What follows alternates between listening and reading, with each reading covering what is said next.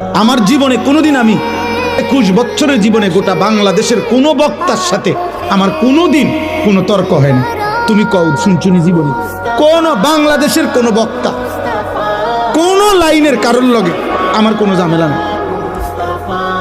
কারোর লগে না। আমি কাউরে না আঘাত করি না, বলি না আর কিছু। আমি কিনতাম ভাই, আমি কথায় কথায় 1 লাখ টাকা চ্যালেঞ্জ করে কিনতাম। 1 লাখ টাকা গরিব দুঃখীরে দিলে বা লাভ হবে না। আমারটা আমি বলছি, আমনের বুঝে ধরছেন, হালাই দেন আমার এটা।